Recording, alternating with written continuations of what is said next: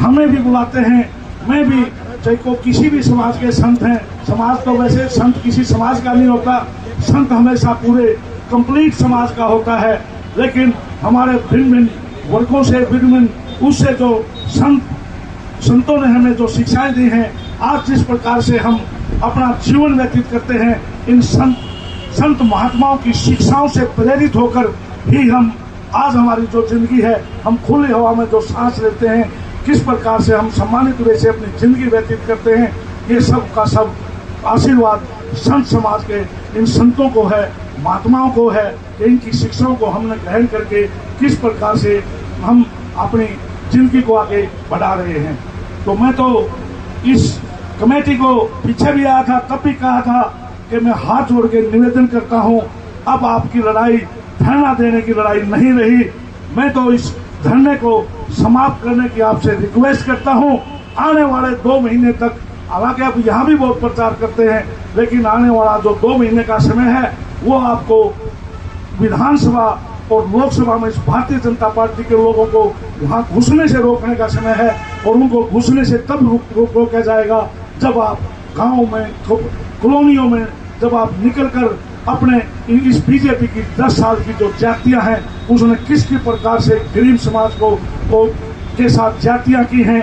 एक समाज, एक 3 जो हमारे संत कबीर जी की मूर्ति, रविदास जी की मूर्ति, महर्षि वाल्मीकि जी की मूर्ति स्थापित करने के लिए आप 1-1.25 साल से संघर्ष कर रहे हैं। इससे निकम्मी सरकार और इससे बढ़ती सरकार हो नहीं सकती।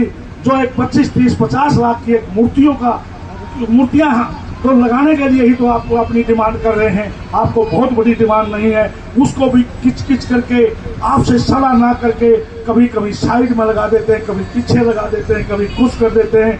मैं आपको आश्वासन देता हूं, यहाँ दीपेंद्र जी ने भी आश्वासन दिया था, आपकी बात को विधानसभा में भी हमने बड़े उसके साथ उठाया था। और अब भी मैं वायदा करता हूँ, ब्रह्मचारी जी लोकसभा में भी इस चीज को, जब भी इनको मौका मिलेगा वहां भी आपके समाज की बातों को उठाएंगे। और मैं भी अभी एक सेशन तो और बाकी है, उसमें फिर आपकी इन चीजों को उठाएंगे। और सबसे पहले जैसे ही आपकी मनचाही सरकार बनेगी, सबसे पहला जो काम होगा, ये तीनों संत समाज के लोगों की मूर्तियां जहां आप चाहोगे वहां स्थापित होंगी। मैं तो पुण्य आप लोगों से इस जयंती के ऊपर निवेदन जरूर करना चाहता हूं। बाकी तो आपकी सलाह है, आपने ही करना है, धरना भी आपका है। लेकिन मैं अब आश्वासन देता हूं कि 2 महीने का समय है, आपकी सारी डिमांडें कांग्रेस पार्टी की जो आपकी मनचाही सरकार बनेगी उसे पूरा करवा के हटेंगे।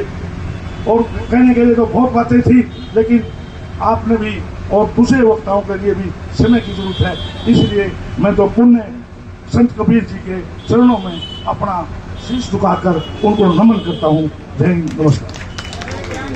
धन्यवाद गांगुली साहब, आपने हर संभव प्रयास करके, संघर्ष करके हमारा मतलब के सरदार हरस कुमार जी, अजीत नंबरदार जी, डॉक्टर बलदेव शर्मा जी, वो डाठत गांव से इधर पहुंचे हैं। उनसे मेरा निवेदन है कि वो इधर आकर के थोड़ा, यहाँ कुर्सियां तो कम है, इधर बैठ जाए, कुर्सियां हैं इधर उधर।